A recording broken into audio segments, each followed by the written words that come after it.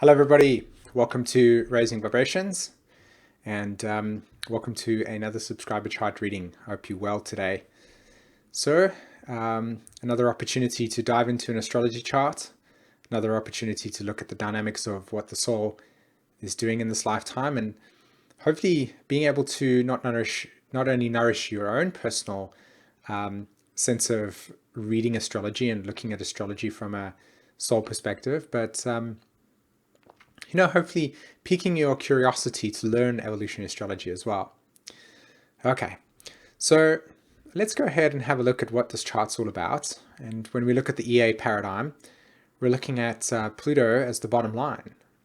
So the dynamics here with Pluto in the ninth house in Libra is a soul that wants to experience themselves through what is their truth, what is the nature of their personal belief system that gives them an orientation towards life.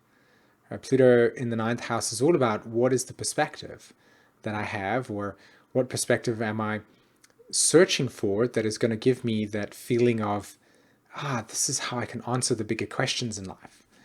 With Pluto being in the ninth and this being a Sagittarius energy, it's a lot about the big questions in life, right? The deep intuitive knowing of existence, but not really being able to find a way to communicate that, articulate that, So one of the feelings that comes with the Pluto ninth house soul is restlessness, growing up in a family and growing up in a culture or a community and never feeling quite at home with the surrounding environment. And what it does is it creates a internal sense of needing to explore. And that's exactly what the Pluto ninth house wants to do. It wants to explore life. It wants to explore the nature of existence. Now, the nodes of the moon sit in, or let me just go back to the generation. So this is a soul with Pluto and Libra, which means that this is all about coming into a framework of life in which, Libra is all about learning how to balance things through relationships, right? The needs of others and the needs of yourself. What's inclusion? What's sharing? What is balanced is the key word. And Libra is not always balanced. It's mostly extreme in its extremes. And so you would have grown up where you probably would have seen both mom and dad, or certain types of relationship dynamics in your life had the model where it was one size fits all, meaning this is the gender roles that are associated with the mom and dad, and this is what mom does, and that's what dad does. But really, inside of themselves, they feel like those roles don't really fit what they're doing. And there's a lot of polarity that exists within the context of what relationships looks like. So part of the Pluto Libras is to learn to, heal through a lot of emotional codependency. Where are my boundaries? Where are your boundaries? Where do I end? Where do you begin? So with Pluto in the ninth house, this has also got to do with relatability. So this could be a soul that could potentially find it difficult to, learn about what the truth of life is about in a way that is unique to their own perception. Maybe too much comparing and contrasting between different types of truths has led them into not really knowing what their truth is, like I said, for themselves. The polarity points of Pluto being the third house Aries. And you can see here with the nodes, right? The south node sits in Aquarius in the first, pardon me, and the north node sits in the seventh house Leo. So you can see here with this type of nodal configuration, there's a stress around coming into this lifetime with certain attention or certain psychological, what's the word I could use here? Like let's reuse attention.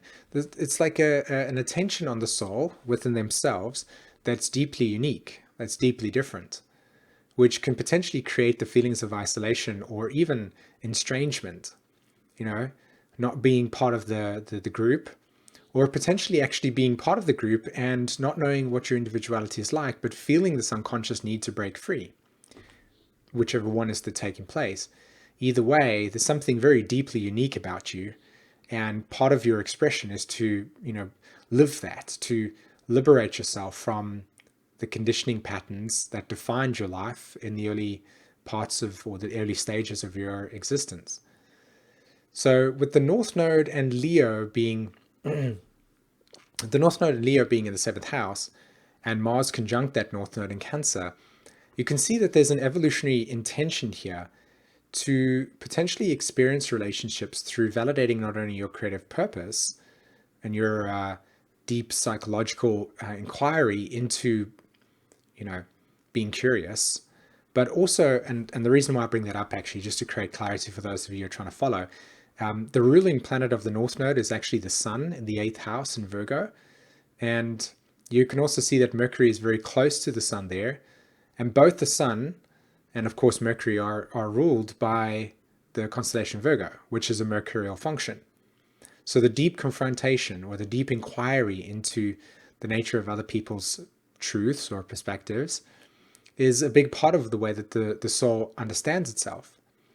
But with Mars and Cancer on top of the North Node, there's a need to initiate a sense of identity through the other, but not to, in a sense, become codependent relative to what they take in.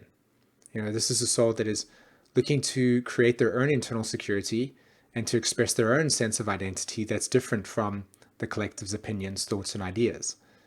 And with the Sun being in the 8th house Virgo, there's a tendency to have a crisis, emotional paralysis around feeling disempowered, around not knowing what their own personal truth is, simply because of the fact that it's linked with or attached to another person's creative self, to be of deep service to that, to surrender or sacrifice.